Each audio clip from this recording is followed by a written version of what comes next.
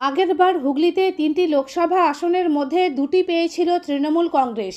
এবার ৩টি আসনেই তৃণমূল জয়লাভ করবে বলে দাবি করলেন শ্রীরামপুর লোকসভা কেন্দ্রের প্রার্থী তথা সাংসদ কল্যাণ বন্দ্যোপাধ্যায়। বুধবার তিনি পুরসুরার সামন্ত রোডে আরামবাগ লোকসভা কেন্দ্রের তৃণমূল প্রার্থী মিতালি বাগের সমর্থনে এক কর্মী সভায় প্রধান বক্তা হিসেবে যোগ দেন।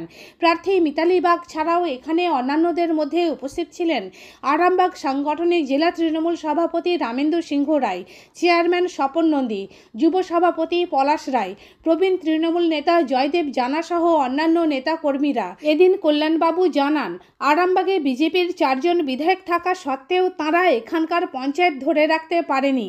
এই বিধায়করা কোনো কাজেরই নয়, শুধু দিল্লিতে গিয়ে ওরা কিভাবে 100 দিনের কাজ করা গরিব মানুষদের পেটে লাথি মারে আর গুজরাটের লোকেদের কিভাবে পদসেবন করে সেসব মানুষ জেনে গেছে।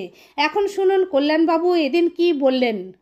একটা অভিজ্ঞ রাজনীতিবিদ, একজন লয়ার, একজন অনেক সামনে থেকে দেখা একটা রাজনীতির বিশেষজ্ঞ, কি বলবেন হুগলির এখন মানচিত্র কি? হুগলিতে আগে তো 3টের মধ্যে 2টো ছিল, এবার 3টে হবে। আরামবাগে খুব টাফ। কল্যাণ বন্দ্যোপাধ্যায়কে শ্রীরামপুর ছেড়ে আরামবাগে আসতে হচ্ছে। আমি তো শ্রীরামপুর ছেড়ে বাঁকুড়া যাচ্ছি, আমি আরামবাগ যাচ্ছি, আমি তমলুক যাচ্ছি। দল মনে করে যে আমাকে বিভিন্ন জায়গায় পাঠানো, সেগুলো যাচ্ছি। কি মনে হচ্ছে আরামবাগের যে এরকম একটা পরিস্থিতি, অনেকের ক্ষেত্রে মনে করা হচ্ছে আরামবাগ, খানাকুল, গোঘাট, পুরসুরা অলরেডি বিজেপির বিধায়করা তারা আছে, অনেকটা তারা বলছে নাকি বিধানসভাটা তারা অনেকটা বিধায়করা তো পঞ্চায়েত ধরে রাখতে পারেনি, আবার কি হয়েছে? বিধায়করা যদি পঞ্চায়েত ধরে না রাখতে পারে তা আমাদের চলে গেল, আর কি আছে? ওসব গল্প বলে তো লাভ নেই। মানুষও দেখে নেই যে এই বিধায়কগুলো কোনো কাজের না। এরা শুধু দিল্লিতে যে পশ্চিমবাংলার মানুষের 100 দিনের কাজের টাকা কি করে বন্ধ করতে হবে, পেটে কি করে লাথি মারতে হবে, বাঙালি বিরোধী কি করে হতে হবে, গুজরাটের লোকেদের পদসেবন কি করে করতে হবে, এরকম দেখে নিয়েছে। তো আর কি হবে? দিলীপ ঘোষ কি হাইলাইট হওয়ার জন্য মমতা ব্যানার্জিকে আক্রমণ? এটা দিলীপ ঘোষকে জিজ্ঞেস করেন, যেটা করেছে সেটা ঠিক করেনি। মিতালি বাগ আরামবাগ থেকে জেতার ব্যাপারে কতটা আশাবাদী? 100%। বিচারপতি অভিজিৎ গঙ্গোপাধ্যায়ের জয়ে কোনো জিতবার কোনো চান্সই নেই। দেবাংশু জিতবে ওখানে। কত ভোটে জিততে পারে দেবাংশু? এটা আমি তো এখন গণৎকার নই, ইয়ে করবো। জিতবে এসব পাবলিক মুডে দেখি, ইউসুফ পাঠানো জিতবে।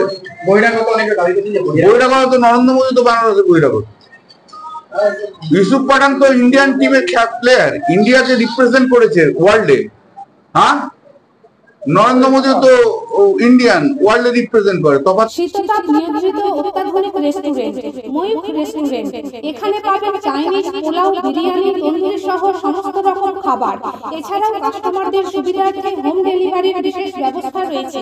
পাশাপাশি যে কোনো অনুষ্ঠানের জন্য ভাড়া দেওয়া হয়। আমাদের ঠিকানা খানাকুল হেলান সংলগ্ন তিলক চক। Phone number 8617492616 9732162360।